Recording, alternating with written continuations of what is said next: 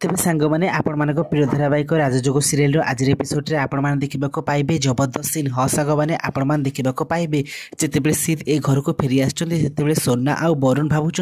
परिवार समस्त सामने धीरे धीरे तांकर औकात कमिबार लगी आउ परिवार लोक समस्ते आयन आउ सीत को इम्पोर्टाट देवे आउ एबे वरुण को कहीं भी पचारे आउ एते सोना कहते अरे तुम ए मूलिया परी काम करने बंद कर तुम समस्त को हुकुम दियो आउ एते वरुण जाई समस्त को हुकुम देवे एटा कर सेटा कर बोली हेले एते बेले आयन मूलिया परी काम करुवे आउ जड़े लोक कह जे आयन भाई तुम ए बलवंत परिवार गोटे बोली बड़ पुओ किंतु तुमर कौन सी गर्व ना बड़ पुओ होइकी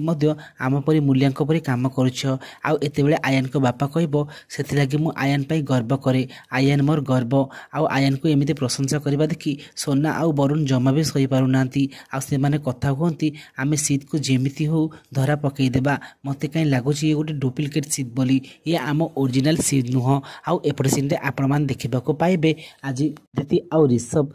सुरंजन को असिल सीट ना नहीं परीक्षा करने को जाऊे आउ एत ऋषभ सार्टर बटन छिड़ी जाइए आउ से रिया को पाखक डाकी कह अरे रिया देख ना मो सार्टर बटन छिड़ी जाइए आउ प्लीज तुम टे लगे दियो आउ एत रिया मना करुव किंतु एत आदित्य आउ सुरंजन सेठा को आसी जाती आउ सुरंजन एत कह अरे सी लोकटा तो रिया उपर आखि पकई ना ना एमती हेबाकू दबनी आ से ऋषभ पाखु जाए कहते ऋषभ मो पाखे ना बहुत बढ़िया आइडिया अच्छी आ देख मो भौणी की भी सांगे नहीं आसी पाखे टैलेंट बहुत अच्छी आ सी एवं तुम स्त्री आज सी तुम सब कम कर